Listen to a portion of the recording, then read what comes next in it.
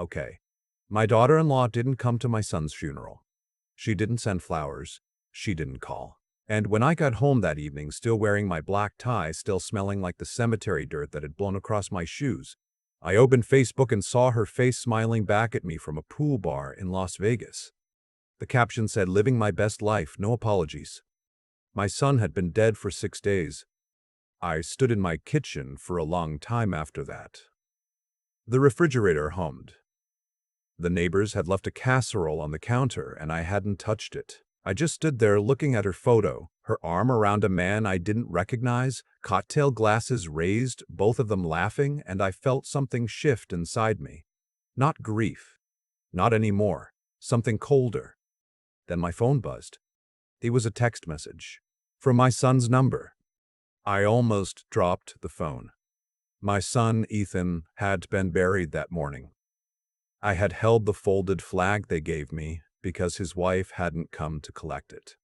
I had watched them lower the casket into the ground at Riverside Memorial. And now his name was on my screen, and the message said, "Dad, if you're reading this, I'm gone. I need you to do something for me. Go to the house. There's a room you don't know about. I'll explain everything. You have to go tonight. Please." My hands were shaking so badly I had to set the phone down on the counter. I picked it up again. Read it again. Same words. Ethan had set this up before he died. He had known something was coming. "I want to tell you about my son before I tell you what happened next, because you need to understand who he was." Ethan was 41. He'd built a software company from nothing, started it in the spare bedroom of his first apartment after college, back when I used to bring him groceries because he couldn't afford them and was too stubborn to ask. He worked 18-hour days for 6 years. By the time he was 35, the company had 30 employees and offices in Austin and Denver. He never became the kind of man who forgot where he came from. He called me every Sunday. He remembered my neighbors' names. When my furnace broke 2 winters ago, he drove 4 hours from Austin to fix it himself because he said he didn't trust anyone else to do it right. His wife, Renee, came into his life about 5 years ago. I tried to like her. I did try. She was sharp and she was beautiful, and she made Ethan happy for a while, at least from what I could see. But there was always something in the way she looked at things, at his house, at his car, at his accounts, like she was taking inventory. They got married in Sedona, a small ceremony. I stood up there on a red rock cliff in a borrowed blazer, and I watched my son smile at her, and I told myself I was being an old man with a suspicious heart. Maybe I was, or maybe I knew something I didn't want to know. Ethan got sick about 8 months ago. The diagnosis came back as a degenerative condition. His neurologist called it early-onset autoimmune encephalitis, which attacks the nervous system. He started having episodes, confusion, tremors, memory gaps. The doctors adjusted his medications repeatedly. He kept getting worse. He died on a Tuesday, heart failure, they said, a complication of his condition. He was 41 years old. I drove to his house that night after the funeral. It's about 30 minutes from mine, out past the edge of town where the lots get bigger and the houses sit back from the road. I had a spare key. Ethan had given it to me 2 years ago, and Renee had never asked for it back, probably because she'd forgotten I had it. The house was dark. Her car was gone. She was still in Las Vegas, apparently, living her best life. I used my key and went inside. The house felt wrong the way a house does when the person who made it home isn't there anymore. Ethan's jacket was still hanging by the door. His reading glasses were on the kitchen counter. I stood in the entryway for a moment and breathed through my nose. And then I kept moving because if I stopped, I would not be able to start again. The text message had said there was a room I didn't know about. I walked through the house slowly. Living room. Kitchen. His office, which I'd been in many times. The guest room where I'd stayed for Christmas 2 years ago. I stood in the hallway and tried to think like Ethan. He had built this house. He'd had it designed, and then he'd been involved in every step of the construction because that was how he was. He knew every wall and beam and junction box. If there was a room I didn't know about, he'd put it there himself. I went back to his office. Floor-to-ceiling bookshelves on 2 walls. I started pulling books forward, feeling along the backs of the shelves, which I realize sounds like something from a movie. But Ethan loved old movies. He had grown up watching the same ones I did. And sure enough, behind a row of technical manuals on the far left shelf, I found a small keypad mounted to the wall. I stared at it. Then I took out my phone and reread his message. He'd said he would explain everything, but there was only the one text. I scrolled up in the thread looking at old messages between us. A Sunday call confirmation. A joke he'd sent about a football game. A photo of his dog. And then, 8 months ago, 1 month after his diagnosis, Dad, what was the name of the street where you grew up? The one with the big elm tree at the corner. I keep thinking about it. I had answered, Hardwell. Why? He hadn't replied. I typed Hartwell into the keypad. The shelf swung inward. The room behind it was small, maybe 8 by 10 feet, and climate-controlled. It hummed with the sound of a small air conditioning unit. There was a desk, a monitor, 2 external hard drives, and a printed note taped to the desk lamp. The note said, Dad, if you're here, it means the system worked. I programmed a delayed message to send to you from my phone 24 hours after my death was officially recorded. I've been working on this for 6 months. I didn't tell you because I didn't want you to worry, and because I needed to be sure. The drives have everything. Take the black one first. It has the summary documents. Don't try to read it all here. Take both drives and get out of the house. Don't let anyone see you leave. I love you, Dad. I'm sorry I couldn't fix this myself. My eyes were burning. I pressed the heel of my hand against them for a moment. Then I heard a sound from somewhere in the house. A door. The side door, the one off the garage, and then footsteps, more than one person. Moving fast, not trying to be quiet, which told me they weren't worried about who might hear them. They had a key. They thought the house was empty. I unplugged both hard drives, put the black one in my inside jacket pocket and the silver one in my pants pocket, and I turned off the desk lamp. I pulled the bookshelf back toward me as quietly as I could and stood very still in the dark office with my heart slamming against my ribs. The footsteps stopped in the kitchen. 2 voices, a man and a woman. I couldn't hear the words. I heard the woman say something sharp and the man answer her in a low tone. Then the footsteps moved toward the office. I was 63 years old, standing in my dead son's house in my funeral clothes, holding hard drives that might explain why he was dead, and trying to remember if I'd locked the office door behind me. I hadn't. The footsteps stopped outside the door. Then they moved away again, toward the guest room. I waited. When I moved into the back of the house, I came out of the office, crossed the living room in the dark, and went out the front door as quietly as I had ever done anything in my life. I drove home without turning on the radio. I didn't call anyone. I just drove. My son had left me a story on those drives. It took me 3 days to go through all of it, sitting at my kitchen table with reading glasses and a pot of coffee and my son's voice in every document he had written. He had started getting suspicious about 8 months ago, around the same time as his diagnosis. He noticed it first in his own body. The tremors and episodes came in waves, worse after certain meals and better when he stayed away from home for a few days, which he'd done twice for business trips. The pattern bothered him. He was a man who built systems for a living. He understood patterns. He started doing research. He pulled his own medical records and took them to an independent doctor, not the neurologist Renee had recommended, and that doctor ran a different set of tests.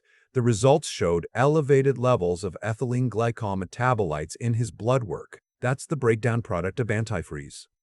Someone had been poisoning him, slowly, consistently, mixing it into his morning coffee or evening tea over a period of months, carefully calibrated to look like a progressive neurological disease. The dosing had apparently been irregular enough, and he'd been away enough for those 2 business trips that it hadn't been caught until he went looking for it specifically. By then, the damage to his kidneys and nervous system was already significant. He knew he didn't have much time. He didn't know if he had enough evidence for law enforcement yet. The independent test result was there, but Renee's access to his food and drink was circumstantial without more. So he spent 6 months quietly building the case. He installed hidden cameras in the kitchen. He documented everything she put in his food. He recovered financial records showing she had taken out a $2.1 million life insurance policy on him without his knowledge. He'd found the paperwork in a folder in her car. He found a series of text messages on an old tablet she had left at the house, messages to a man named Jonathan, who turned out to be the same man in the Las Vegas photo she posted the day of Ethan's funeral.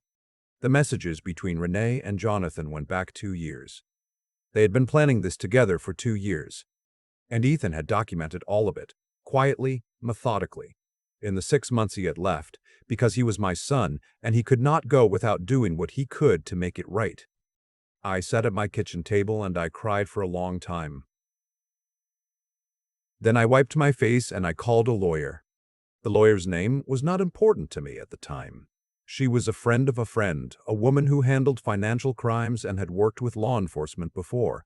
I drove to her office with both hard drives and a paper grocery bag and I told her everything. She listened without interrupting. When I finished, she looked at me over the top of her glasses and said, "Has anyone else seen this material?" I said no. She said, "Good." What followed was not a television drama. It was slow and procedural and required me to repeat myself many times to many different people.